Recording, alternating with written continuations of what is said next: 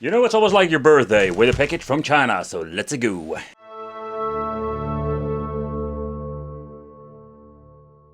Hey guys, welcome back to the channel. It's awesome that you're tuning in. So in this video we are going to take a close look at the Retroad5 Plus Pro Edition. This is a Super Nintendo with HDMI functionality. In my previous videos we have talked about, let's say, different kind of Super NES HDMI devices. And the reason I picked it up, because it was not really cheap, but I just wanted to see here, is it any good and is maybe worth picking up. Nevertheless, this is like a Super Nintendo alone, but there are some possibilities when it comes to using different games on this machine. Retroad also provides kind of, let's say, conversion kits, so it seems to be that it's compatible with these things. So in other words, you can even like play some Famicom or NES, Mega Drive, GBA, Game Boy Color on this machine. The device itself does have the option to play all kinds or different kind of regions when it comes to the games that we're going to try out. Aspect ratio is an option, so we can play by 4:3 and 16:9, and it also includes an HD and RCA output. Easy inject button, so I'm curious how it will be, because that's going to be like a pain in the ass with these things sometimes. So let's do a quick unboxing and let's see what we're going to get inside the package. So this thing comes including everything that we're going to need, and that also includes 2 controllers. But like the bug already said, is that we do have the option to basically use original controllers. The form factor is something different. It's not like a rip-off from the original system that I've seen before. It's a completely different model. I personally really like it. We do get like this massive power button, reset button, and of course the eject. So the cover itself, I must say that it feels very sturdy, like very nice, like it's a very thick plastic, and it is not like the cheap feel that I've seen before. At the back we're going to get ourselves like the sticker of Retroad and some information about it. For example, this model is the C51HD. The original, let's say, region this thing has is NTSC. We're going to play it, so try just to see if we can play some PAL games on it, but I think it will have some limitations. But just check it out. We're going to have like the switch over here, the P and an N for region. The old school signal out, HDMI with the aspect ratio I detailed before, and here like the input for the DC, that is just a micro USB, so I'm guessing this thing will run on 5 volts. And at the front we're going to get ourselves the 2 controller ports that we can also use with the original controls that I really wanted to try. Alright, so let's see, we do have like all the cables, and surprisingly you're going to give us like nice quality HDMI cable. The controls are completely different, like custom design, so far I can see. An old school cable for the AV out, USB, and we're also going to get a power supply, and they sent me the right one for once. No like adapter needed, but let's see, we're just going to get ourselves a USB 5 volt thing. There's a 2000 milliamp, so nothing very fancy. We do also include the Super Retro games. This is a multi-game card that so far I know only works on the system from Retroid or the similar products. Nevertheless, this is quite interesting one. We're going to take a close look at it because this thing is very awesome. We have like some 8-bit functionalities for a 60-bit system. And last but not least, I also need to include in this video the toilet paper manual. Yeah, there was nothing much for information here, just basic explanations, but yeah, it's absolutely garbage. Makes no sense. Let's talk about the controller, because oh boy, this is quite interesting. So we don't have the traditional Super NES knockoff controller anywhere. No, not at all. Normally we do have like this flat controller like the original one, but we do have like some shape in here, so it's more comfortable to play. The overall quality of the buttons, like Retroid, is more like this premium brand in my opinion. It's a little bit better than all the other cheap ones I've tested out, and it doesn't disappoint with the controller. We have like select start, rubberized button. We do have like the hollow button and the normal button over here. And I must say the touch itself, it feels just great. The D-pad itself feels kind of sturdy, doesn't have like a very long travel, but doesn't matter, it's not a bad thing. Then we have like the shoulder buttons, also these have a very nice touch. The controller, yeah, the plug itself looks slightly different, plastic. Looks in my opinion a little bit more cheap than the original one, but beside that it also comes with a very long cable, a very thick cable. So in general, first impression is very positive with the controller itself. So like I mentioned before, we're going to test out the Super Retro game system. We're going to try out Star Fox for the FX chip, and US game Fatal Fury. We're going to try some Super Mario Kart. Then we have like the Dragon Ball Z Japanese game. And of course I wanted to try out the Game Boy player. So that's basically what we're going to do for the first try, just to see how everything works. Does it work? And how does it will work with all of these different cartridges. But before we're going to test it, how are they fitting inside the machine?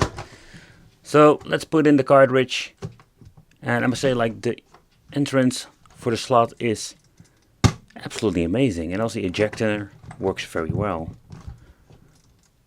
You need to put some force in, but okay. So let's put a puzzle game in it. A little bit more difficult to put in, but same story. Oof, fly. Oh yeah, that works fine. Let's try the Game Boy. Okay, it's the same thing.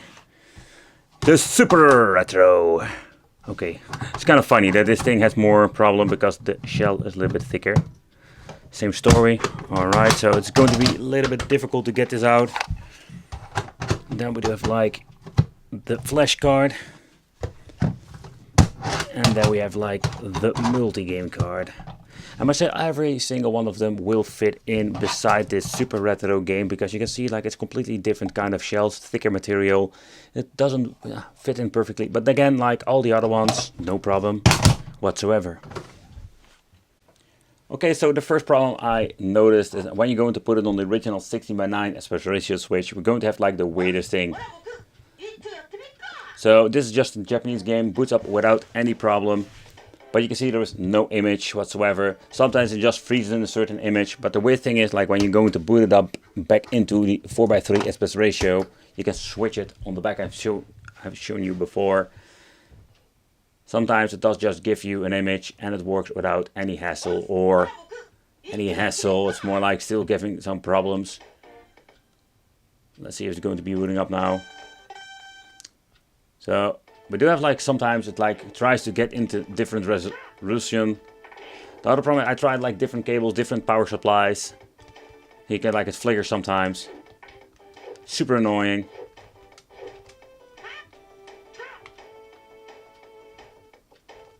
But so far, the Japanese game seems to be working just fine beside having this weird thing.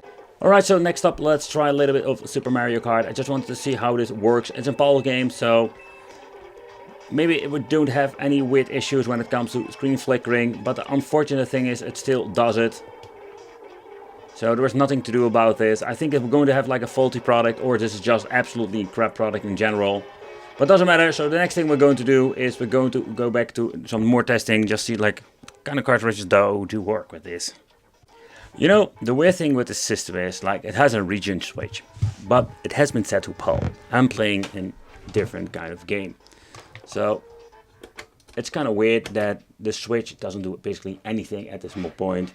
Normally would maybe get a message that this is not like the region that you should play it on. There is nothing, like it just boots up.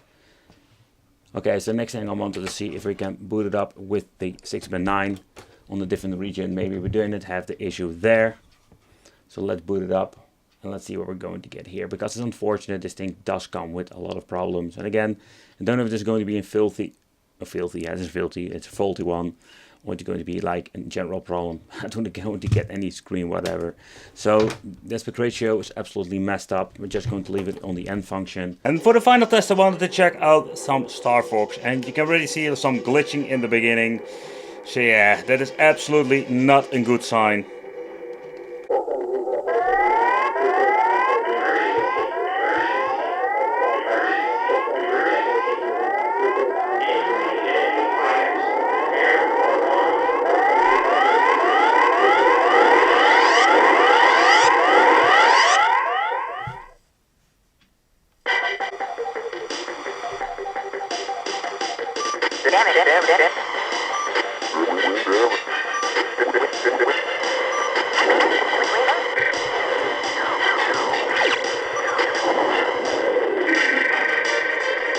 If this thing worked without any problems, I think it would be like a very cool thing to recommend if you just want to get yourself like a Super NES with HDMI built in.